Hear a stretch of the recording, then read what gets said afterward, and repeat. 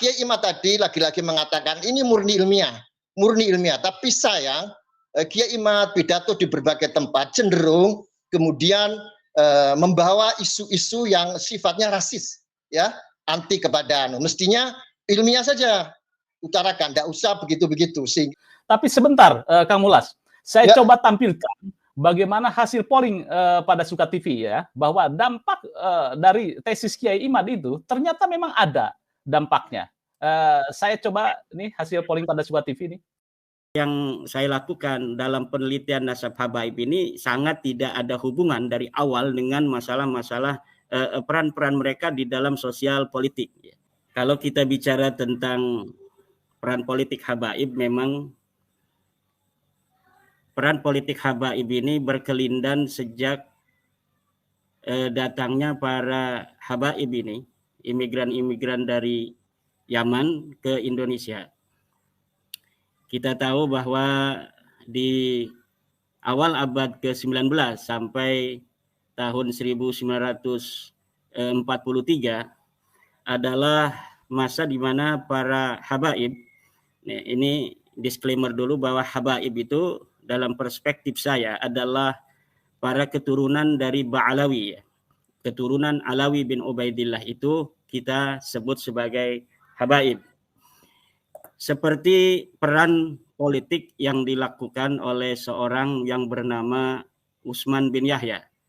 Habib Utsman bin Yahya paling tidak di dalam sejarah perpolitikan di Nusantara sejak kedatangan para imigran Yaman ini di awal abad 19 sampai tahun 1943 itu minimal ada 3 hal sehingga para pemerintah Belanda memberikan patronase politik kepada Habib Utsman bin Yahya, yaitu yang pertama adalah karena legitimasi keagamaan yang diberikan oleh Habib Utsman bin Yahya terhadap pemerintahan kolonial Belanda, di mana menurut Habib Utsman bin Yahya, pemerintah kolonial Belanda adalah pemerintahan yang sah ada di Nusantara.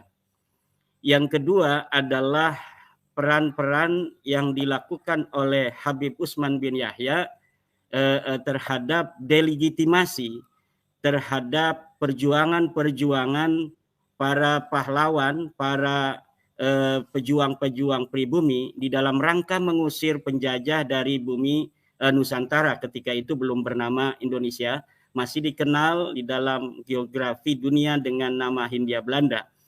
Ya, peran yang ketiga adalah dari Habib Utsman bin Yahya sehingga dia mendapatkan patronase politik yang kemudian diangkat menjadi seorang advisor bagi pemerintah Belanda adalah delegitimasi beliau terhadap aliran-aliran tarekat di Indonesia, di mana menurut Habib Utsman bin Yahya, tarekat-tarekat yang berkembang saat itu di Indonesia telah menyimpang dari ajaran-ajaran Islam. Seperti tarekat Qadiriyah Naqsabandiyah yang dikembangkan oleh Syekh Abdul Karim Tanara di Banten, yang menjadi epicentrum pemberontakan Cilegon 1888, itu didelegitimasi oleh Habib Utsman bin Yahya sebagai gerakan-gerakan sufi yang sudah menyimpang dari ajaran Islam. Itu paling tidak peran-peran politik dari Habib Utsman bin Yahya yang dari peran-peran yang dilakukannya itu dalam tanda kutip loyalitas yang tiada batas dari seorang Habib Utsman bin Yahya terhadap pemerintah kolonial Belanda, sehingga ia mendapat patronase politik dari pemerintah Belanda, diangkat menjadi salah satu penasehat kolonial Belanda, bahkan mufti Belanda yang mendapatkan gaji 100 gulden setiap bulan dari pemerintah kolonial. Peran politik Habib Utsman bin Yahya sebagai penasihat ini sama sejajar, hanya berbeda sedikit mungkin karena dia bukan asli dari Belanda dengan Snogronje, Van den Berg dan lain sebagainya. Menurut Nico Kapten yang menulis sejarah biografi daripada Habib Utsman bin Yahya, yang dia juga menulis sebuah buku dengan judul The Arab in the Netherlands, East Indies, yang saya juga pernah bertemu langsung dengan Nico Kapten di Leiden, Belanda, bahwa ada satu lagi peran daripada Habib Usman bin Yahya sehingga dia mendapatkan patronase yang begitu besar dari pemerintah kolonial Belanda adalah ketika beliau membuat sebuah doa khusus untuk Ratu Belanda Wilhelmina dalam rangka pelantikan Ratu Wilhelmina sebagai Ratu Belanda pada 1898. Kemudian dari doa yang telah beliau rangkai itu difatwakan untuk disebarkan ke seluruh Hindia Belanda ketika itu, sehingga para bupati-bupati pun kemudian menyebarkannya di seluruh antero kekuasaan Hindia Belanda yang dipemerintahi oleh kolonial Belanda ketika itu. Nah, kemudian pada saat berbarengan dengan Habib Usman bin Yahya pula di Aceh itu ada seorang habaib yang bernama Abdurrahman Al-Mashhur yang lebih dikenal dalam sejarah dengan nama Abdurrahman Az-Zahir, di mana patronase dari Kesultanan Aceh begitu besar terhadap beliau dalam rangka bagaimana pergumulannya dengan keluarga-keluarga kesultanan sampai beliau diangkat menjadi mufti agung. Dan dalam perang Aceh abad 19 kemudian beliau diangkat menjadi salah seorang panglima perang di Aceh. Tetapi kemudian sejarah mencatat beliau Abdul Habib Abdurrahman Az-Zahir ini kemudian berkhianat kepada masyarakat Aceh dengan kabur dari medan perang dengan iming-iming 30.000 gulden yang diberikan oleh pemerintah kolonial Belanda dengan imbalan dia tidak lagi memobilisasi masyarakat Aceh untuk perang melawan Belanda. Nah, kemudian Habib Abdurrahman Az-Zahir ini memilih dia untuk menerima 30.000 gulden dengan meninggalkan pasukan. Dan ini bisa kita saksikan di dalam catatan-catatan masyarakat Aceh, juga dalam catatan-catatan para sejarawan. Itu pada masa sebelum kemerdekaan. Pada masa kemerdekaan, para imigran Yaman atau para klan Ba'alawi yang kita kenal sekarang ini dengan istilah habaib, juga mengambil peran-peran politik ketika banyak dari tokoh-tokoh mereka masuk ke Partai Komunis Indonesia. Seperti kita kenal DN Aidit, Fahrul Barokbah, dan lain sebagainya. Bahkan Fahrul Barokbah, DN Aidit ini sampai menempati posisi paling tinggi di Partai Komunis Indonesia. Kemudian di zaman Soeharto, bagaimana kita mengetahui seorang Habib yang bernama Habib Muhammad bin Ali Al-Habsyi dengan Habib Salim Jindan yang masuk dalam politik praktis dengan masuk ke Partai Golkar yang ketika itu masih bernama Golkar. Kemudian pada tahun 1971 itu setelah Golkar mencapai kesuksesan memenangkan politik elektoral di 1971, sebagai balasannya Soeharto membangun majelis taklim di Kuitang itu menjadi lebih besar dari sebelumnya, dan Soeharto juga langsung meresmikan majelis taklim itu setelah selesai. Nah, kemesraan para habaib dengan Soeharto itu kemudian berlangsung sampai meninggalnya Habib Muhammad Al-Habsyi Kuitang 1993, dan kemudian dilanjutkan oleh anaknya yaitu Habib Abdurrahman bin Muhammad Al-Habsyi, yang beliau kemudian menjadi penasehat politik, penasehat sosial keagamaan dari keluarga Cendana. Kemudian pada era reformasi, bagaimana Front Pembela Islam pun kemudian yang dikomandoi oleh Habib Rizik Syihab memainkan peran dalam politik pasca reformasi itu dengan membentuk sebuah ormas Front Pembela Islam yang juga sangat kental sejarahnya dengan didirikan oleh para jenderal-jenderal dari kroni-kroni Soeharto. Ya.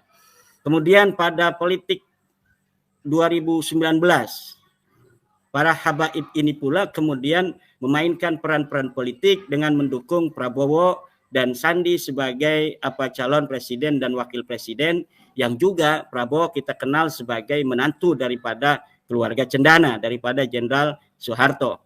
Nah, kemudian juga akhir-akhir ini ya, politik kekinian 2004 yang akan datang, para habaib pun ikut berperan. Kita saksikan bagaimana Anies Baswedan yang begitu dekat dengan kalangan habaib di FPI maupun yang di luar FPI yang berbasis ke Majelis Taklim yang umpamanya di Solo kemarin kita saksikan calon presiden Pak Anies Baswedan mendatangi haul di Solo itu.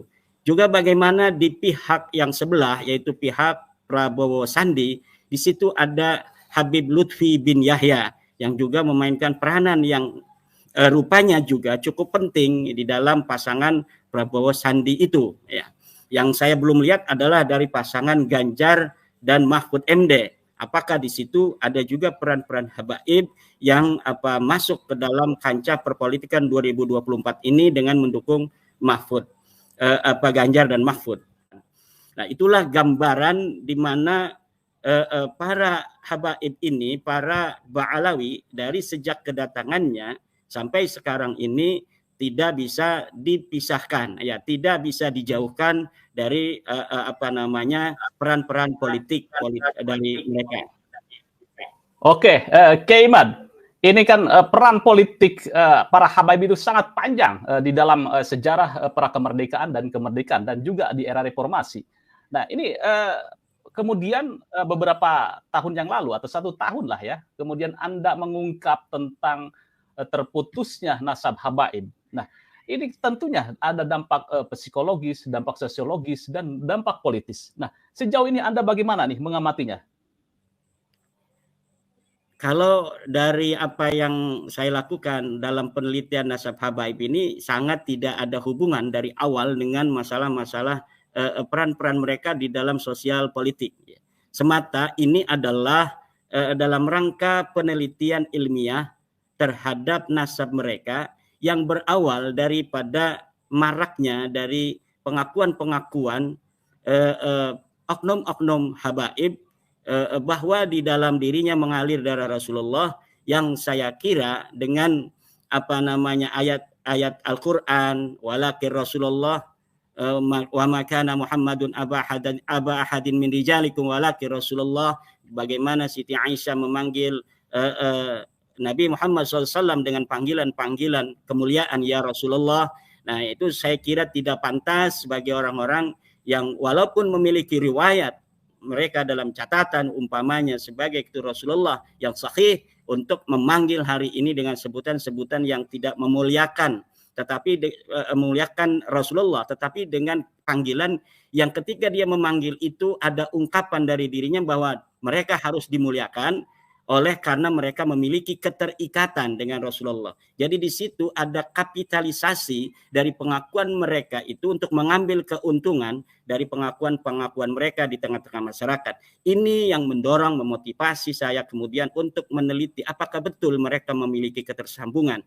Dan sebagaimana telah diketahui bahwa penelitian saya kemudian menyimpulkan bahwa ternyata mereka tidak memiliki ketersambungan nasab kepada Rasulullah Muhammad SAW, ya, yang ditengarai atau yang didalili dalam penelitian saya ini dengan berbagai macam kitab-kitab nasab yang telah ada pada abad ke-4, ke-5, ke-6, ke-7, ke-8 yang semuanya presisi mencatat para keturunan-keturunan Nabi, namun tidak ada di dalam kitab-kitab nasab itu yang mencatat keluarga Ba'alawi sebagai keturunan Rasul. Misal dari kitab Al-Ubaidili yang ada di abad ke-5 tidak mencatat bahwa Sayyid Ahmad bin Isa yang wafat 345 Hijriah memiliki anak yang bernama Ubaidillah. Demikian pula kitab-kitab yang ada di abad ke-6, ke-7, ke-8 dan ke-9. Baru di abad ke-9 itu ada sebuah kitab yang ditulis oleh kalangan habaib sendiri, yaitu kitab Al-Burqatul Musyiqah yang ditulis oleh Habib Ali As-Sakran yang menyatakan menulis bahwa mereka adalah keturunan Rasulullah.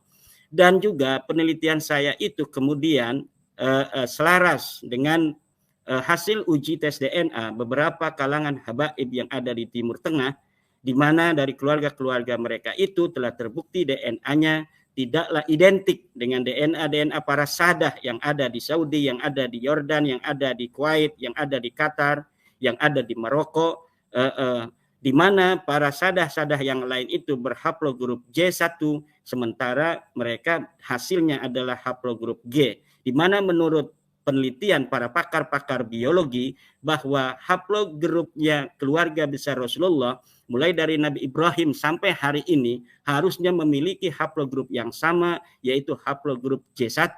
Sementara para habaib-habaib dari sampel-sampel yang telah mengadakan uji tes DNA 170 di Yaman dan 5 yang ada dari Indonesia, ini tidak sama dengan hasil uji tes DNA para sadah yang ada di Timur Tengah hari ini. Nah, Pak Kiai Imad tadi lagi-lagi mengatakan ini murni ilmiah.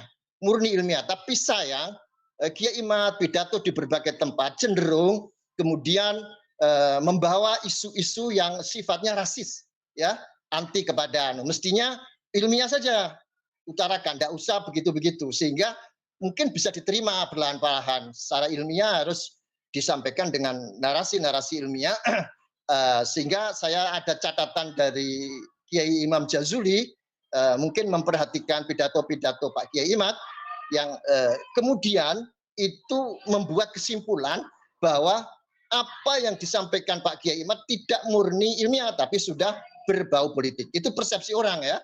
Ya biasa saja, itu lazim-lazim aja.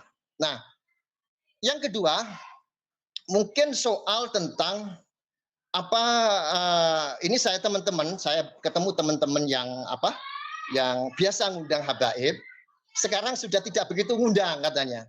Jadi mungkin itu yang ada kesannya. Jadi di acara-acara maulid, acara-acara yang selalu ceramahnya itu habaib, sekarang sudah berkurang. Wirid-wirid Ratibul Haddad di masjid-masjid tetap menggema. Itu saya melihat itu. Tetapi memang saya akui tadi saya katakan untuk menjadi penceramah memang sedikit berkurang. Saya ketemu dengan teman-teman yang bergerak di dunia dakwah, memang masyarakat sekarang menghindari situasi yang begini ini, mungkin memakai kaidah khurujul anil ikhtilaf mustahabun, sehingga tidak mengundang habaib. Jadi memang orderannya berkurang sekarang ini. Itu memang fakta, itu diakui oleh teman-teman. Jadi ada sesuatu yang sesuatu yang masih tetap, ada yang berkurang soal itu. Dan itulah biasa dalam sosial, memang susah kita mengukurnya secara pasti. Saya kira kemudian ada guyonan, ya, gara-gara Habib Lutfi jadi menjadi tim suksesnya Prabowo Gibran, nasab Baklawi nggak jadi putus. Ada guyonan gitu. Jadi betapa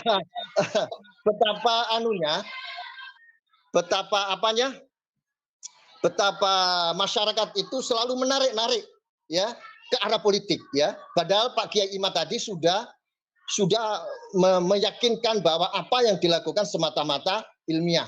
Tetapi karena bersinggungan dengan dunia politik dan para habaib ini proaktif dalam politik, maka ditarik-tarik itu menjadi keniscayaan. Tapi sebentar, Kang Mulas, saya coba tampilkan bagaimana hasil polling pada Suka TV, ya, bahwa dampak dari tesis Kiai Imad itu ternyata memang ada dampaknya. Saya coba ini hasil polling pada Suka TV ini. Nah, ini hasil polling daripada Suka TV dilakukan tadi pagi 06 November 2023. Pertanyaannya sangat simpel sekali, gitu ya. Ini polling diikuti oleh 3.500 suara. Apakah Anda percaya terhadap kajian tesis? Ini pertanyaannya. Apakah Anda percaya terhadap kajian kritis yang dilakukan Kiai Imaduddin Al-Bantani yang menyatakan bahwa nasab habaib dari klan Ba'alawi terputus nasabnya tidak sampai Rasulullah? Ternyata yang percaya 69%, kemudian tidak percaya 20%, ragu 3%, dan tidak tahu 8%. Kalau melihat seperti ini, saya lihat ini setidaknya ini di kolom atau di kolom chatnya pada Suka TV, bahwa dampak dari tesis Kiai Imad itu sangat dahsyat, itu bahwa percaya bahwa klan Ba'alawi itu terputus sampai ke Rasulullah, sehingga impact-nya yang luar biasa terhadap peran politik dan lain sebagainya. Kalau di 2017 bagaimana peran Habib Rizik begitu dominan, 2019 juga sama. Sampai sekarang ini menjelang beberapa bulan untuk kontestasi, ini belum ada suaranya. Habib Lutfi juga sama gitu ya. Habib Lutfi walaupun ada di DKN senyap gitu ya suara-suaranya. Peran politik Habaib apakah masih terus eksis dan melambung atau semakin menurun?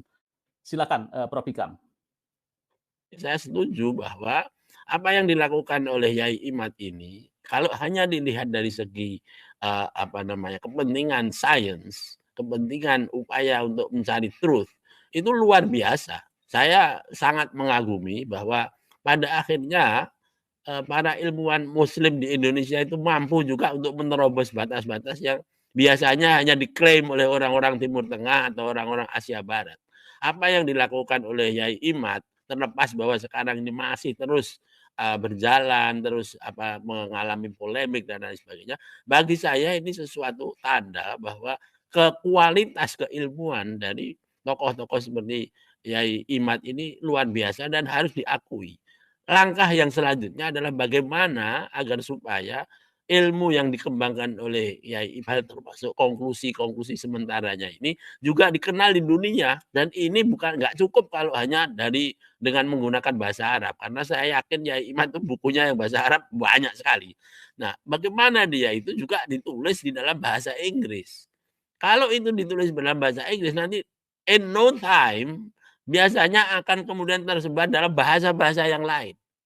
Sehingga kita tidak hanya mengenal tokoh-tokoh seperti siapa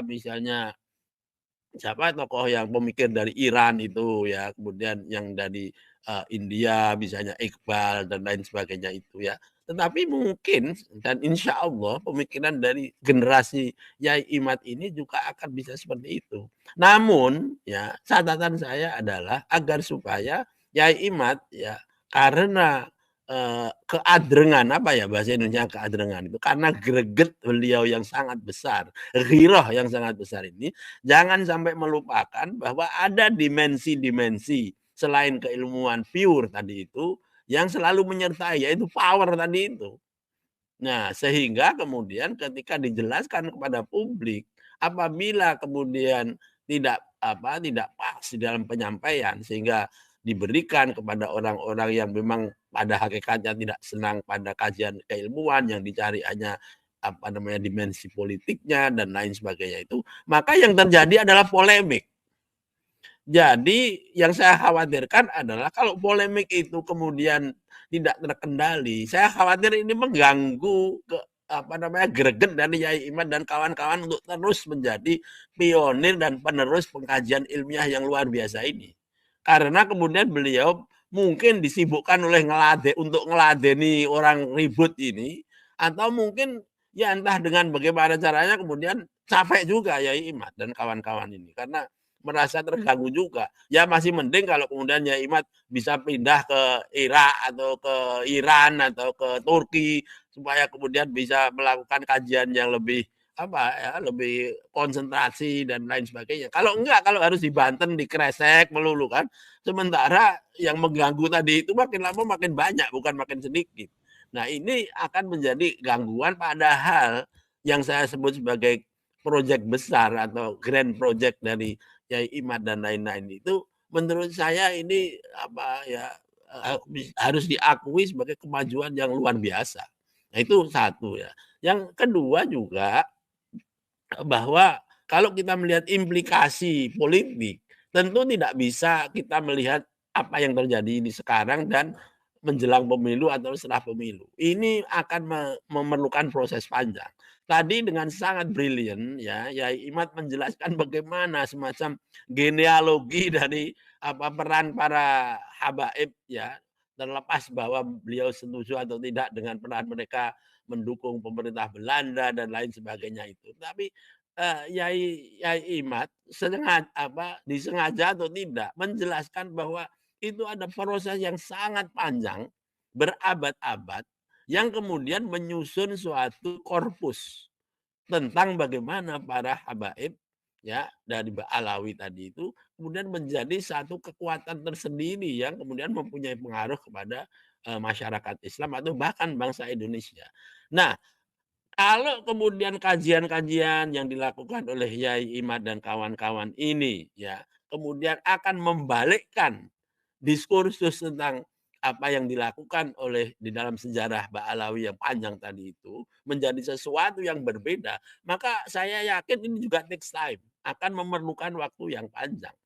Jadi kalau fenomena misalnya dicomot ya, Yai Habib Lutfi menjadi pendukung Prabowo, kemudian siapa mendukung siapa ini sebagai implikasi dari kajian Yai Imad, saya kira kok terlalu cepat ya menjudge seperti ini. Ya karena juga belum tentu apa yang dilakukan Yai Imad ini nanti akan sudah berakhir, bisa jadi akan masih terus. Sementara aktivitas politik tokoh-tokoh seperti habaib yang dipakai di dalam untuk kepentingan politik ini tetap akan terjadi. Karena apa? Ya karena posisi beliau-beliau ini di dalam konteks bangsa Indonesia dan umat Islam dan kemudian kaum Nahdliyin yang selalu saya bilang sebagai para voter yang sangat hebat ini di Indonesia akhir-akhir ini memang sangat strategis. Nah, ya tentu kemudian karena kita itu juga berhadapan dengan perubahan di dalam masyarakat pemilih, maka harus hati-hati juga orang-orang seperti mohon maaf ya Habib Lutfi dan para pendukungnya itu harus hati-hati. Jangan sampai pemikiran-pemikiran mereka itu akan menganggap bahwa generasi muda, generasi Z ini juga akan masih tetap sama dengan yang sebelumnya seperti generasinya Mas Yusuf, generasi kolonial seperti saya ini yang kepatuhan terhadap pengaruh habaib itu demikian besar. Kalau menurut saya percuma saja kita mengunggulkan para habaib ini sekarang untuk menjaring generasi Z. Kenapa? Karena aspirasi generasi Z itu totally berbeda dengan apa yang dirasakan atau dibawa oleh para habaib yang sepuh-sepuh tadi itu. Ya sama juga dengan para kiai-kiai ulama-ulama sepuh. Orang-orang para politisi kan masih menganggap bahwa kalau kita bisa memegang kiainya ini yang sepuh ini pasti nanti akan bisa menarik semua generasi Z. Saya kira enggak ya. Saya mungkin belum punya penelitian yang khusus mengenai pengaruh para kiai tua terhadap generasi Z. Tapi pengalaman saya lebih dari 5 tahun mengajar anak-anak mahasiswa tingkat 1 ya, generasi Z itu menunjukkan bahwa mereka itu totally different people. Mereka tidak lagi percaya kepada ideologi-ideologi. Bahkan mereka tidak percaya kepada substansi-substansi. Yang mereka lebih yakin itu adalah bagaimana orang-orang tua ini bisa dijadikan sebagai contoh dan kemudian orang-orang tua itu memberikan pesan-pesan yang menurut mereka itu populer, menarik. Jadi itu yang lebih bagus. Jadi barangkali yang daripada kita fokus kepada para habaib itu untuk mencari suara, ya lebih baik mencari orang-orang yang populer seperti Gus Muafik atau siapa lagi namanya kiai siapa itu yang muda sekali itu yang suka keluyuran ke hotel-hotel itu. Ya itu malah lebih cocok di dalam rangka menjaring new voters dari generasi Z. Tapi kalau yang sepuh-sepuh ya agak susah. Apalagi kalau ya kita mau mengerahkan vote getter dari jenis Kiai Imad yang omongannya atau pembicaraannya sangat sulit dimengerti oleh generasi Z. Itu kalau Kiai Imad kampanye untuk orang seperti saya ya saya sangat percaya. Tapi kalau yang generasi Z itu mungkin langsung jatuh pingsan aja mendengarkan kampanyenya beliau. Nah oleh karenanya itu jangan terlalu mengidolakan hal-hal yang sebetulnya ini sudah lewat. Karena apa? Karena generasi-generasi muda ini mempunyai aspirasi yang berbeda dengan generasi yang sebelumnya. Oleh karena itu kalau memang kita masih percaya pentingnya kultur menghargai para habaib dan lain sebagainya itu, maka perlu dicarikan satu modus yang berbeda.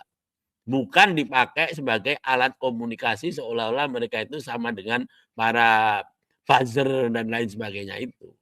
Jadi saya berani bukan taruhan ya, tapi melihat bahwa kegunaan seperti Habib Lutfi ya untuk menjadi payungnya Pak Prabowo untuk kampanye itu ya cuma sejenis bagaimana mengidolakan orang-orang seperti beliau, tapi secara efektivitas di lapangan saya kok agak ragu ya. Jadi oleh karenanya tesis saya adalah bahwa pengaruh para habaib itu di dalam menjadi vote getters untuk pemilu 2024 itu jangan terlalu overestimated.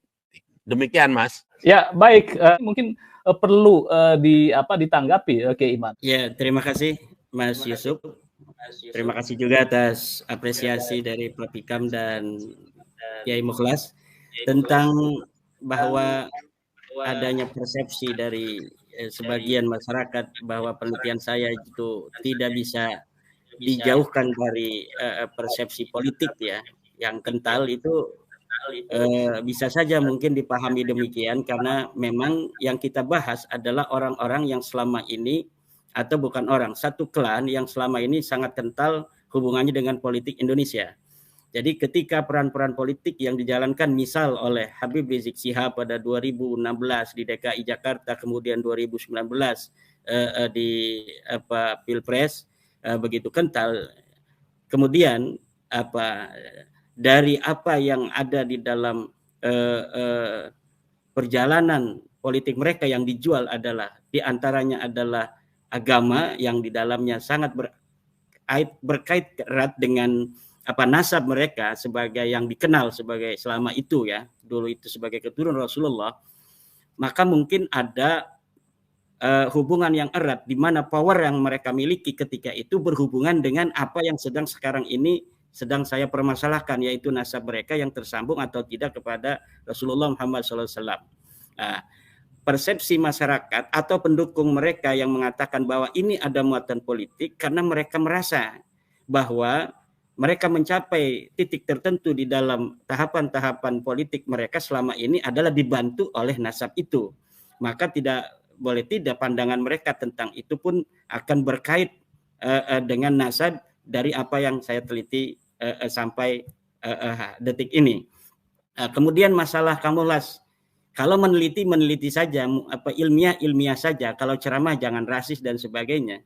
Sebenarnya tulisan yang sering dibaca oleh para youtuber itu saya gunakan sebagai media di mana nilai-nilai ilmiah itu jangan sampai tercampuri oleh hal-hal lain, tetapi di dalam ceramah karena ini berhubungan langsung dengan masyarakat yang seperti Profesor Hikam tadi katakan, tidak mungkin banyak di antara mereka yang tidak memahami bahasa-bahasa ilmiah, maka kita menggunakan bahasa-bahasa yang itu bisa dipahami oleh masyarakat. Di mana dalam pandangan saya bahwa habaib-habaib ini selain bermasalah dalam nasab juga bermasalah di dalam doktrin-doktrin yang selama ini ada di masyarakat yang mereka katakan dalam berbagai macam kesempatan. Seperti kalau saya dianggap rasis misalnya, maka saya menganggap itu hanya merupakan sebuah counter daripada rasisme yang selama ini mereka kembangkan. Wa in aqabtum fa'aqibu bimisli ma uqibtum bih. Ya. Misalnya mereka menganggap bahwa diri mereka lebih mulia secara zat daripada masyarakat Indonesia. Nah, ini yang dikembangkan sampai perempuan-perempuan mereka itu diharamkan untuk menikah dengan laki-laki Indonesia. Ya, kita sebagai bangsa Indonesia, kalaulah mengikuti paham-paham yang rasis demikian, kemudian menganggapnya itu adalah sebuah paham keagamaan yang benar, maka sama saja kita ini menghina kebangsaan kita sendiri sebagai bangsa Indonesia. Maka kesempatan ceramah-ceramah itu saya gunakan untuk mengangkat jati diri masyarakat Indonesia sehingga menyadari bahwa misalnya kita mengatakan leluhur-leluhur kita sejak zaman dulu bahkan sebelum Masehi sudah dikenal misalnya di dalam sejarah tentang bagaimana di Yordania ditemukan sebuah desa Jawa, kemudian bagaimana di Jepang ditemukan sebelum Masehi itu keris. Ini menandakan bahwa bangsa kita bahkan sebelum Masehi itu sudah keliling dunia dan bisa dikenal. Kemudian bagaimana bangsa kita bisa pada dinasti Sailendra itu membangun begitu besar bangunan yang sampai saat ini masih bisa dirasakan keindahannya dan keagungannya. Misalnya Candi Borobudur, Candi Prambanan dan sebagainya. Ini adalah counter agar bangsa Indonesia menyadari bahwa dirinya bukanlah bangsa yang rendah, bahwa dirinya bukanlah bangsa yang bisa untuk kemudian psikologinya dikalahkan oleh psikologi orang lain. Bagaimana kemudian kemuliaannya ini tumbuh dari rasa kemuliaan yang hadir di dalam dirinya untuk kemudian duduk sama rasa dengan bangsa lain, termasuk kaum habaib. Ya, yang saya kira daripada ajaran-ajaran mereka yang mengatasnamakan ajaran agama itu, apabila ditakar dengan dalil-dalilnya dari Al-Quran dan hadis, juga itu tidak selaras, bahkan menyimpang. Misal tentang bagaimana seorang wanita dari kalangan mereka tidak bisa dinikahi oleh bangsa Indonesia. Ini pun kalau ditakar dalam tataran fikih juga sangat bermasalah, bertentangan sendiri bahkan dengan madhab yang mereka katakan mereka adalah penganutnya, yaitu madhab Syafi'i. Nah, kemudian bagaimana sebuah doktrin seorang habaib yang bodoh kemudian lebih mulia daripada 70 kiai. Ya, kiai itu adalah kebanyakan mempunyai sambungan kepada Wali Songo, baik secara ideologis maupun secara biologis. Nah, kalaulah yang secara biologis berarti dia memiliki ketersambungan darah kepada para Wali Songo, yang diyakini para Wali Songo berdasarkan manuskrip-manuskrip yang kita punya adalah juga memiliki ketersambungan kepada Rasulullah Muhammad sallallahu alaihi wasallam. Kalaulah Kang Mukhlas mengatakan bahwa umpamanya habaib ini adalah keturunan Rasul, dan Profesor Hikam juga tadi mengatakan adanya tafsir yang dapat diterima bahwa ajaran-ajaran kita Ahlussunnah wal Jamaah, Nahdlatul Ulama itu ada ajaran di mana kita harus dianjurkan dalam tanda kutip untuk menghormati keturunan Rasul. Nah, apakah ketika adanya sebuah sebuah riwayat, katakanlah demikian, bahwa para Wali Songo ini adalah merupakan keturunan daripada Rasulullah Muhammad sallallahu alaihi wasallam, sementara dalam riwayat yang lain Ba'alawi juga ada riwayat sebagai turun Rasulullah, kemudian bangsa Indonesia ini hanya digiring untuk menghormati satu riwayat keturunan Rasul, yaitu Ba'alawi, namun itu memiliki pandangan yang berbeda terhadap Turiya Wali Songo yang juga mempunyai riwayat yang sama sebagai keturunan Rasul. Ini kalau kita mau bicara tentang perspektif kita di dalam memandang bagaimana apakah apa yang kita lakukan ini adalah untuk merungkapkan daripada ajaran-ajaran daripada orang-orang tua kita. Di sini harus ada nilai keadilan juga yang dibangun oleh siapa saja yang mengamati daripada polemik ini, ya.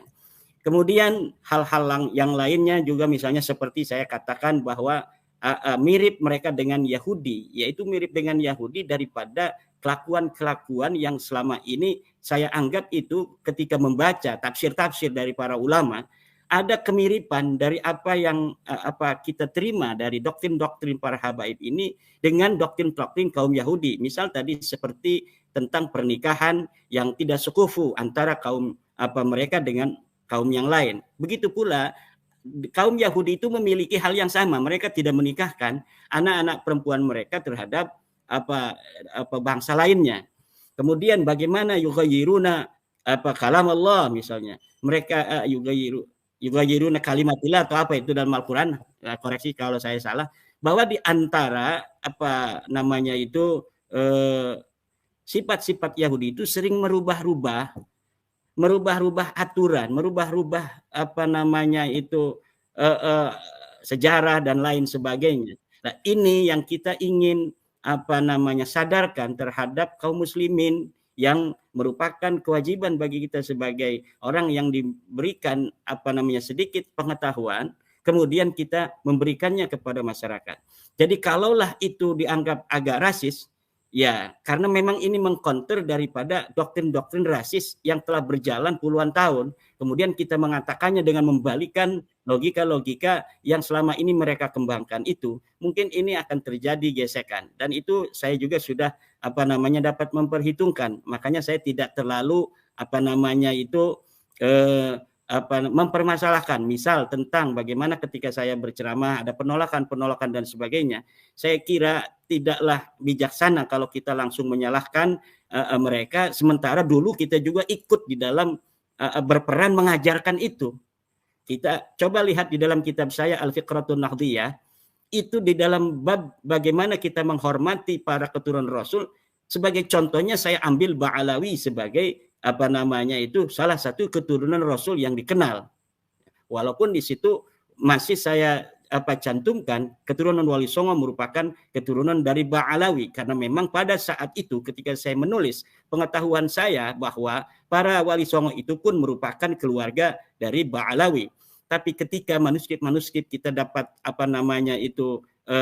temukan dari Cirebon, dari Bangkalan, dari Tapal Kuda, daerah-daerah Tapal Kuda di Jawa Timur, tahun 1611, 1624, kemudian 1700, kemudian di daerah Tasikmalaya kita temukan juga manuskrip yang dipegang para ulama, bahwa ternyata para Wali Songo ini tidak memiliki hubungan dengan para Ba'alawi, di mana sebelum itu kita mencantolkan para Wali Songo ke Ba'alawi itu karena memang ada manuskrip Cirebon, yaitu Negara Kertabumi, yang menyatakan demikian.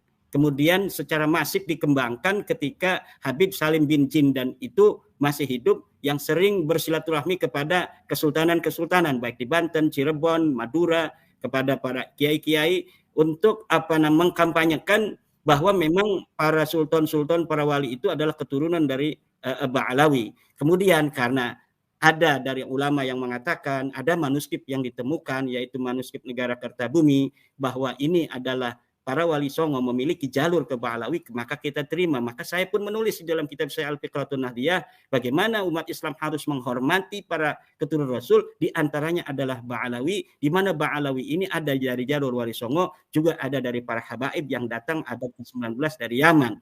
Nah, kemudian ketika kita menemukan hal lain, ya setelah tadi kita menemukan dari 2017, saudara-saudara saya dari Madura membawa manuskrip ke Banten, kemudian kita menolak serta-merta bahwa kita telah memiliki manuskrip dari Cirebon, dari Banten, bahwa kita ini adalah ke Ba'alawi. Nah, kemudian kita penasaran lebih meneliti lebih dalam, ternyata memang manuskrip itu pun palsu. Manuskrip yang berangka tahun 1696 itu pun ternyata ditulis pada tahun 1960 dengan kertas Manila yang diproyeksi sedemikian rupa yang sehingga manuskripnya kelihatan tua. Akhirnya kita curiga dari itu, kemudian berkelindan masalah itu dengan masalah-masalah sosial dari doktrin-doktrin para habaib, penceramah oknum-oknum Ba'alawi yang saya kira itu sudah keluar daripada apa yang seharusnya diutarakan oleh para penceramah di depan publik. Maka berdasarkan itu semua kita melakukan daripada penelitian ini, dan menurut saya terutama bahwa kita wajib untuk memberi kabar, memberi kesimpulan ini kepada masyarakat, agar masyarakat pertama akan menyadari, tidak terlalu bisa terdoktrin, dan kemudian yang kedua adalah bahwa klaim keturunan Nabi itu bukan hanya dari Ba'alawi. Ada di Indonesia ini Al-Hasani dari keluarga Al-Jailani, ada dari keluarga Al-Idrisi, ada dari keluarga Ba'alawi yang mengklaim dirinya sebagai keturunan Rasul. Juga di luar negeri ada klaim-klaim keturunan Nabi yang sangat banyak sekali, dari Ar-Rasi, dari At-Tabatabai, dari Ad-Dibaji, dari Al-Awni, dari Al-Abdali yang ada di Saudi, dari Al-Maghribi dan lain sebagainya. Jadi ketika kita mempunyai penelitian berkesimpulan bahwa keturunan Ba'alawi ini bukan sebagai keturunan Nabi, itu tidak serta-merta bahwa saya meniadakan keturunan daripada Nabi, karena ini hanya satu klan dari ribuan klan yang ada di dunia. Nah, ini yang sering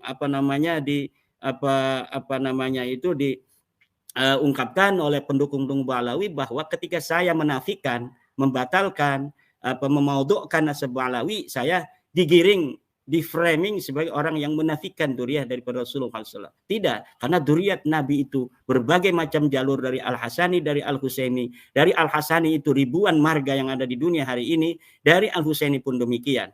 Bahkan tadi saya membaca dari Akhbarul Yaman, di mana Mufti Diyaril Yaman itu merilis beberapa klan keluarga di Yaman yang selama ini mengaku sebagai keturunan Rasul, itu telah dipublish tadi, Akhbarul Yaman, dari harian di Yaman itu tidak termasuk daripada keluarga Rasul, di antaranya adalah Al-Ahdal, kemudian Ba'alawi, masuk di dalam jadwal atau di dalam daftar para klan yang selama ini mengaku sebagai turunan Nabi, ternyata difatwakan oleh Mufti Diaril Yaman, yang bisa kita baca hari ini juga ada di Akhbarul Yaman, bahwa mereka bukanlah dari keturunan daripada Rasulullah Muhammad SAW.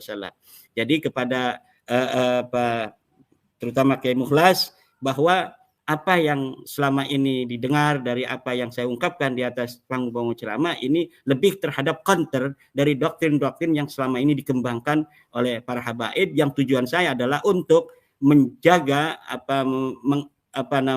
memberikan sebuah pagar agar bangsa saya, bangsa Indonesia ini, yang saya berada di tengah-tengahnya dan dianggap sebagai kita ini adalah orang-orang yang sama, satu bangsa, satu bahasa ini, dan mereka yang menganggap diri mereka berbeda dari kita dan bangsa saya pagari agar tidak bisa terdoktrin oleh mereka yang menganggap mereka berbeda dengan saya, berbeda dengan bangsa Indonesia, yang selama ini mereka menganggap diri mereka berbeda dengan kita. Jelas mereka menganggap diri mereka berbeda. Dan kalau mereka menganggap diri mereka berbeda dengan kita, dengan misal anak-anak perempuan dikampanyekan tidak bisa atau tidak boleh menikah dengan laki-laki dari bangsa kami, dan kita sekarang harus memiliki, menurut saya, jarak yang jelas bahwa kita berbeda dengan dia. Tidak bisa, tidak ketika kita harus mengatakan kita berbeda dengan dia, dari situlah akan mulai tumbuh dari bangsa saya, bangsa Indonesia, dari Aceh sampai Papua, perasaan bahwa kita harus juga bisa mulia seperti mereka mengklaim kemuliaan itu. Dan ini yang saya sedang upayakan, baik itu dipahami positif atau tidak oleh masyarakat, itu saya tidak terlalu mempedulikan. Yang paling baik, yang pertama adalah niat yang baik dari saya ketika melihat saudara-saudara saya, bangsa Indonesia ini, menurut saya dalam keterjajahan secara spiritual, keterjajahan secara mental, berhadapan dengan orang lain yang merasa dia bukan bangsa Indonesia, itu mereka, bangsa kita ini merasa lebih rendah dari bangsa lainnya, terutama ketika nilai kebangsaan itu dibungkus oleh nilai-nilai keagamaan dan doktrin-doktrin keagamaan. Dan saya kira apa yang saya lakukan ini insya Allah akan ada dampak positif, bahkan untuk para habaib sendiri, kemaslahatan yang akan didapat oleh mereka, yaitu ketika masyarakat saya, bangsa Indonesia ini tidak lagi bisa didoktrin, tidak bisa lagi dimanfaatkan, maka mereka juga akan dengan sendirinya akan merubah cara mereka dalam bergaul dengan bangsa saya, bangsa Indonesia, dari Aceh sampai Papua. Demikian. Memang setiap bangsa akan bangga dengan bangsanya. Kullu hizbin bima ladaihim farihun. Setiap bangsa itu punya kecenderungan untuk secara naluriah untuk bangga dengan bangsa-bangsanya. Makanya kita itu Nabi kemudian diajarkan la arabiyyin wal ajamiyyin. Semua ajaran kita, semua kita diajarkan tentang soal itu. Nah, itu tadi saya mengomentari dampak. Jadi kan pertanyaan Mas Yusuf, dampaknya apa? Dampaknya belum bisa terlihat, dan kemudian tadi diperkuat oleh Prof. Ikam bahwa belum bisa dilihat secara cepat ya. Nah, mungkin itu yang secara ilmiahnya mungkin perlu waktu.